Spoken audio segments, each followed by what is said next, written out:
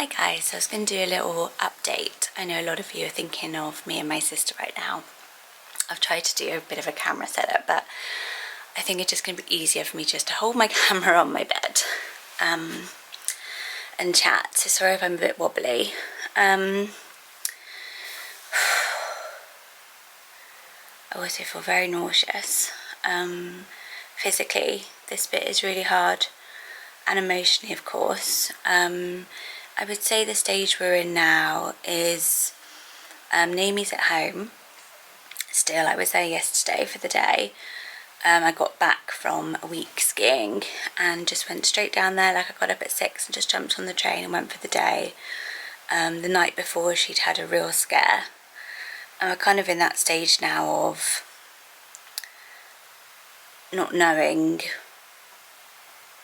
if there's going to be a scary emergency or if we can have a sort of a peaceful time. So the hospice have been to the house, and she's got oxygen at home now because she's got very limited lung capacity. She's had chemo, but we're thinking now that potentially it's time to not go through chemotherapy. The immunotherapy she's had on February the 14th, on Lottie's birthday, takes sort of 8 to 12 weeks to kick in, so it's not a disaster because she's just too unwell now to, you know, get to hospital, put all that in her body. It's not really, it's not even really in the massive realms of possibility. You know, we are, between the four of us, my mum and dad, Lee and I, she's definitely well enough to be at home still. She's worried about not being well enough to be at home, but she is, you know. We can help her. We can enable her to be at home. And that's what I think is the right thing to do, for sure. There's no way she should be in the hospice at the moment. The hospice would send out nurses. She could have 4 nurses, they said. But I think that she doesn't need that. You know, she's got 4 adults with her at all times. It is sort of 24-hour care now. She definitely, you know, could never be left alone at all. So it's just helping her with the basics, you know, like dressing and moving, and she can pot around, and just enabling her, making sure the home is as easy as possible. We're very scared because we don't know, you know, there's no answers or plan or how do you do this bit, and all of us are going through it at the same time with very difficult emotions. So obviously my brother-in-law is being amazing, and he's got his own thoughts and his own loss, and then I've got my loss, and then my parents have got their loss, and my sister's got her loss, and everyone's in sort of fluctuating feelings. And we're all, what's been really good is that Naomi's been so kind, so accepting of the help, so kind, and very, how she always has been, very dignified. She really, you know, we always say, you know, you're here, you're alive, or living, or talking, you know, make your wishes known and just do the next right thing. Sometimes at the moment it's kind of hour by hour, literally. Like the other day, my parents are moving now to live near my sister, and the other day we ended up blue light A&E, absolute disaster, and managed to get her home the same night. But it's just, you really don't know hour by hour how things are going, so just being able to try to stay calm. I don't think I'm making much sense. I started these antidepressants, and I think they're helping me a lot because I was having a lot of panic attacks. I wasn't able to do the school run without crying and even panicking, and I think that's when you're living in so much stress, under so much stress and concern and worry. Your body just produces too much of that stress hormone, so I just was going into like panic mode. I couldn't breathe.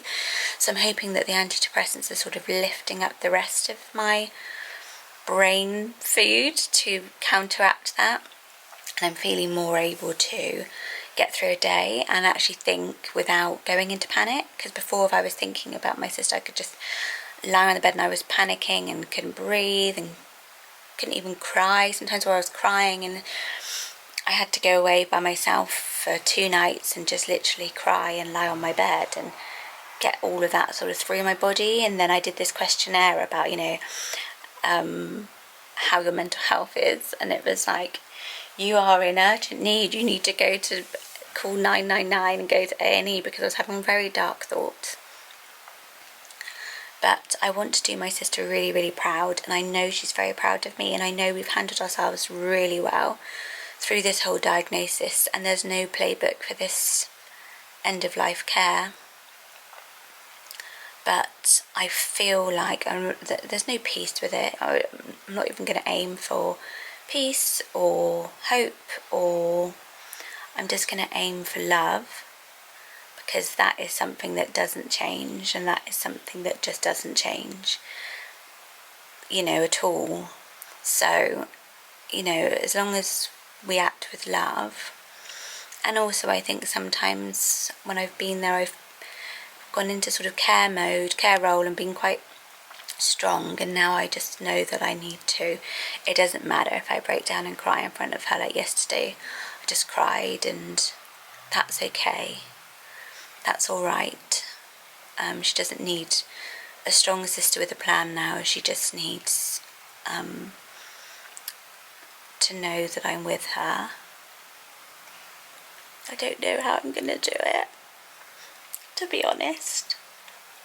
I really don't know.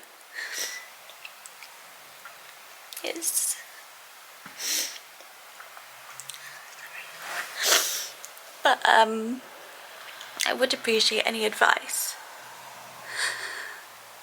If anyone's like practical advice. I've written down a list, and I wrote down like where do I feel safe? Where do I feel unsafe? Where do I feel relaxed?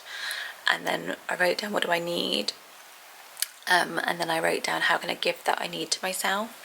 So I wrote down like what do I need? And one of the things was like help with dinners, like making the kids dinners. I know that's such a small thing, but you're still trying to parent through your own trauma. And so I was like, okay, well, I'm just going to buy really lovely frozen ready meals, and then they're always there ready. And that's such a silly thing, but it's really helped. And I've got these really nice plant-hood vegan frozen meals that I can just get out. So I'm eating, because I am struggling with this nausea constantly. Things like that. And I wrote down like I would like to have a cup of tea in the morning alone, and so I'm setting my alarm, getting up early and going down, having that cup of tea and setting my intention. So things like that, actually having the time to write things down helped. But there's no, I guess there are rule books for this. I know that there's help out there. But that's where we are at the moment. The girls are super duper happy. Naomi's still creating all these amazing experiences for the girls and with the girls. She would feel like that's, you know, slipping from her a lot, but she's really creating experiences for them. And we're creating her garden right now, so that's one big thing we did. We sort of really sat down and we're like, okay, what's your purpose? You know, anyone who's alive needs to have a purpose. And we decided that her purpose is now to create this garden how she wants it. She always had a really beautiful garden, and the garden is such a happy place for her and the girls. And so Lee and his brothers are literally working this whole week, like around the clock, through all the rain. And we're creating this like beautiful garden with like an outdoor kitchen, a seating area, an outdoor bedroom. So hopefully Naomi can spend some warmer days out there through the spring, is the goal. And also she's planted some special trees, and she wants that to also be, you know, how she's seeing it is this sort of legacy for the girls. So that's Mummy's garden, and that's how she's seeing it as well, as a kind of herb stamp. So that's really special, and that's giving us sort of stuff to work on and do. And you know, that's how things are. Next week I'm going to go for the whole week. I feel like at the moment, like when I go, I'm just going to be there and shift into that real more there than here, which is scary to make the right decision for my children. But at the same time, you know, for anyone who's ever lost anyone and you would just want to go back and spend a day with that person, that's an opportunity I have. So I'm very aware of that. Anyway, I don't know how long I've been talking, but I wanted to update you. That's where we're at.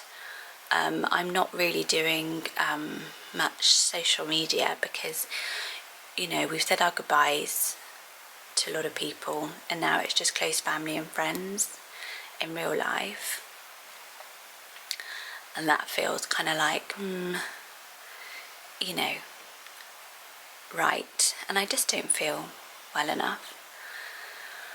Physically, I'm really unwell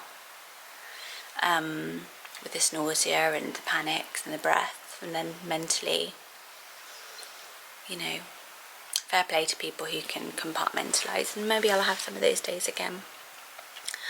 But right now I just need love. I feel like I just need to be cocooned and sheltered a lot, which makes sense anyway.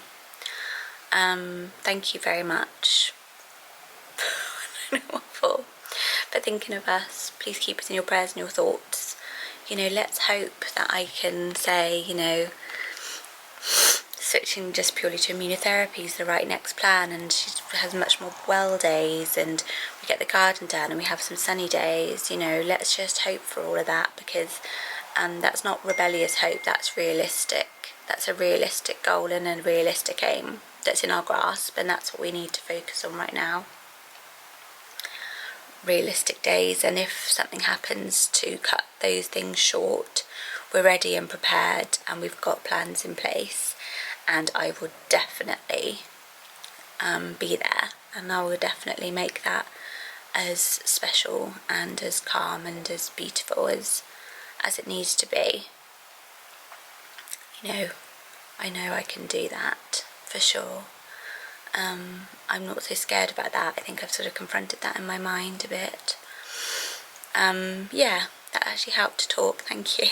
Thank you for letting me talk at you. Thank you. That's what I was saying thank you for. It was actually good, cathartic to talk out loud, and to process some thoughts by talking, which I haven't been doing.